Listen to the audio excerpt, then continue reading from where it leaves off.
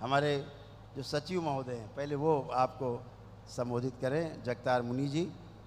तो महंत जी आपको संबोधित करेंगे हरिहर, तो उसके बाद हमारे मुखिया महंत जी करेंगे।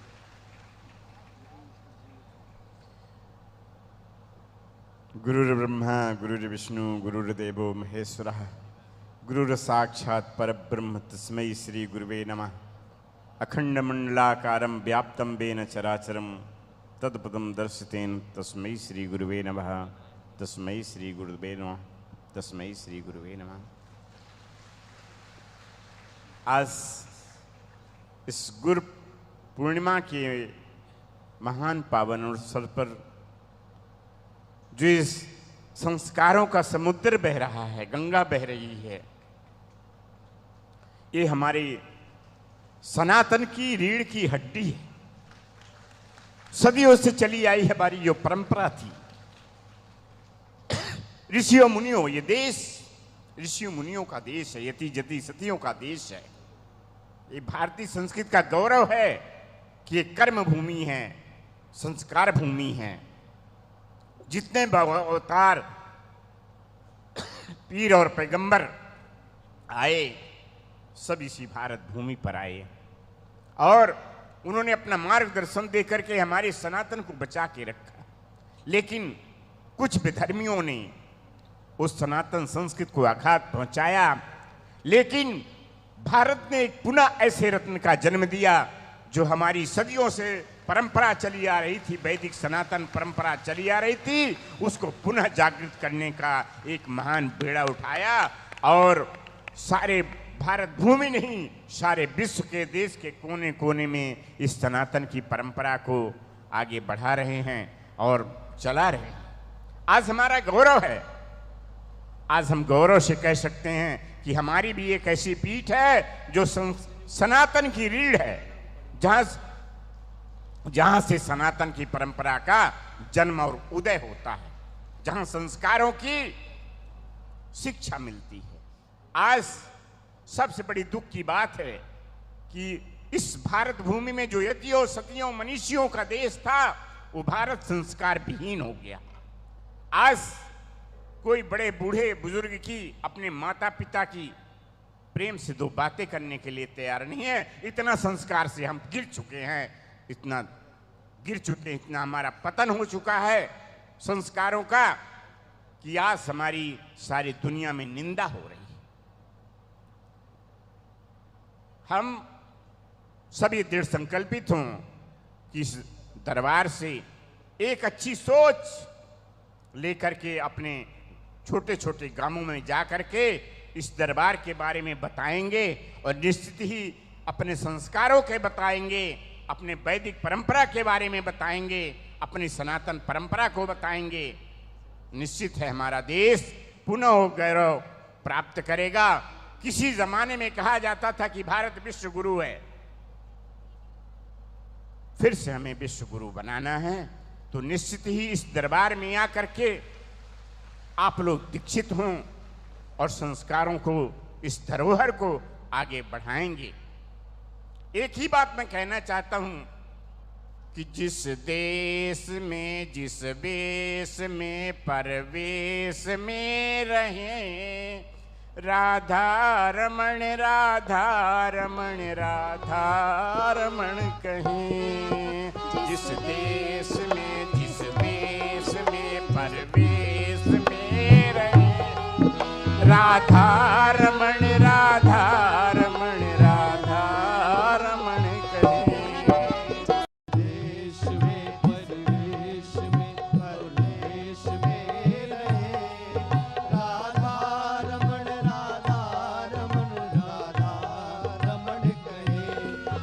जिस देश में जिस वेश में परिवेश में रहे, राधा रमण राधा रमण राधा रमण कहे। तो निश्चित ही ये मंत्र राधा रमण का हमेशा जपते रहें, चाहे जिस देश में रहें, जिस परदेश में रहें, जिस वेश में रहें, परवेश में रहें, लेकिन राधा रमण का जाप हमारे अंतरात्मा में चलता रहे, यही उद्धार का हमारे मूल सूत्र होगा। अपने परमात्मा को सब कुछ भूलो, लेकिन अपने परमात्मा, अपने गुरु को कहते हैं। मार्कंडेय पुराण में एक श्लोक आता है कि एक में अक्षरम गुरु शिष्यम प्रबोधयाति, एक में अक्षरम गुरु शिष्यम प्रबोधयाति, पृथव्यम नास तद्यव्यम दत्ताचाया ऋणी भवेत। व्याख्या तो सब लोग समझ गए होंगे, कोई ज्यादा कठिन नहीं है कि यदि एक अक्षर का बोध ऐसे महापुरुषों से ज्ञान हो जाता है तो पृथ्वी में ऐसा कोई द्रव्य नहीं है जिसको दे करके उर्ण हुआ जाए, जिसको दे करके उर्ण हो जाए। तो निश्चित ही हमारी धर्म की ध्वजा सारी दुनिया में अब फहराएगी। गुरु का जीवन में बहुत बड़ा महत्व है। एक छोटी सी कहानी मैं सुना करके अपनी वाणी को विश्राम देता हूँ। किसी राजा के एक कन्या थी। वो कन्या जन्मते ही जब थोड़ा बड़ी हुई तो उसको आत्मबोध हो गया, गुरु कृपा हो गई और वो हर समय ईश्वर से बात करने लगी। उसके माता पिता ने सोचा कि शायद मेरी बच्ची पागल है या मंद बुद्धि है, ये तो पेड़ पत्तों से, लताओं से, पक्षियों से, हर वस्तु से बातें करती है।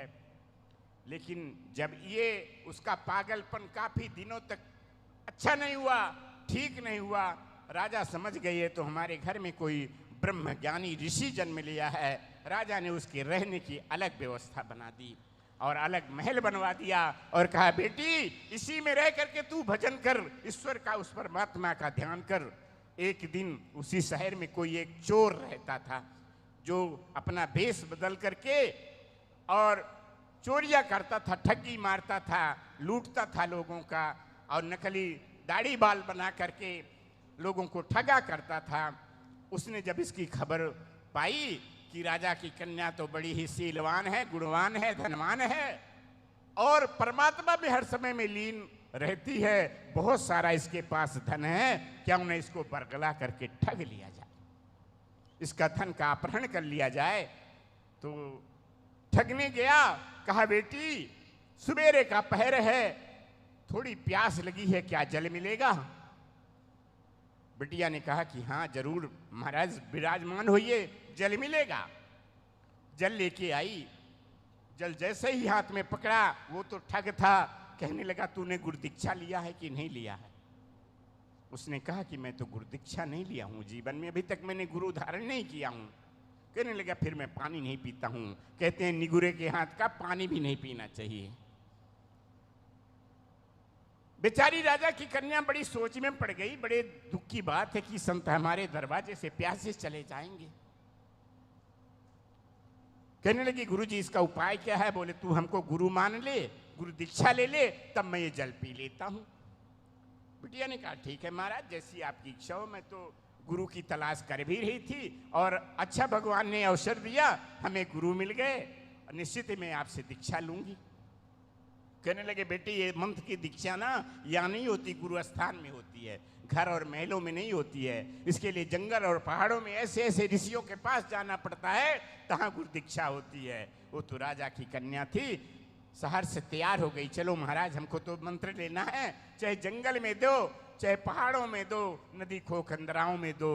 वो ठग एक जंगल में ले गया और कहने लगा, बेटी तू ये सारे आभूषण सोने चांदी के जो हैं वो उतार के रख दे और मैं तब तुझको मंत्र दूंगा। इस संसारिक आभूषणों से दूर हो जा, इसका मोह माया को त्याग दे। उसने संत का वचन मान करके सारे आभूषण उतार करके रख दिया और उसने कहा, बेटी हाथ ऊपर कर। हाथ ऊपर करके 7 बंधन लगा दिया पेड़ से बांध करके और बोली, बेटी जब तक मैं नहीं आऊंगा तब तक किसी बंधन में बंधे रहना, जब मैं वापिस आऊंगा तब तेरे का बंधन खोलूंगा, तब तेरे को मंत्र दूंगा, उतने दिन तू मेरी प्रतीक्षा करना। उसने कहा ठीक है गुरुदेव। उसने आंख बंद करके ऊपर हाथ किया। उस ठग ने उस कन्या को उसी पेड़ से कुछ रस्सियों से, लताओं से बांध दिया और सारा धन लेकर के चला गया। 2 दिन 4 दिन हुए, जब राजकन्या नहीं आई, राजा को ये खबर हुई कि बेटी मेरी गायब है। उसने अपने गुप्तचरों को भेजा, जंगल में गए, ढूंढने लगे। आखिरकार गुप्तचरों ने मिल गया पता। बोले, बेटी ये तेरी हालत किसने किया है? बोले हमारे गुरुजी आए थे, गुरु दीक्षा देने के लिए कह रहे थे और उन्होंने मुझे यहाँ रुकने के लिए कह गए हैं। अरे बोले तुझको बांध गए हैं, ये रुकने के लिए नहीं, ये तो बांध करके तेरे को चले गए हैं, तेरे प्राणांत हो जाएंगे। वो राजकन्या कहने लगी चाहे मेरे प्राणांत क्यों न हो जाए, पर जब तक मेरे गुरु नहीं आते तब तक मैं इस बंधन को नहीं खुलवाती हूं, तुम वापस चले जाओ। गुप्तचर वापस गए, राजा से बताए कि उसने एक महाराज एक टेक पकड़ रखी है कि जब तक मेरे गुरु नहीं आते तब तक जो है मैं नहीं इस बंधन से मुक्त हो सकती। आखिरकार राजा गया, कहा बेटी हट छोड़ दे, वो संत नहीं था, वो ठग था, तेरे साथ छल हो गया है, तू वापस राजमहल में चल, अपना भजन भाव भक्ति कर, ऐसे ठगों से सावधान रहा कर, ये दुनिया है कहीं तेरे को ठग ना ले। उसने कहा कुछ भी हो, ठग हो या सही हो, गुरु अंधा गुरु बाबरा, गुरु के रहिए दास, जो गुरु भेजे नरक मत स्वर्ग की रखिए आस। आखिरकार मजबूर होकर के पिता भी वापस चला गया। 2, 4, 6, 10 दिन हो गए, वो बिना अन्न जल ग्रहण किए उसी पेड़ से बंधी रही। आखिरकार भगवान ने सोचा ये तो राजकन्या है, इसका कोई दोष नहीं है, निश्चित इसके बंधनों को छोड़ना चाहिए।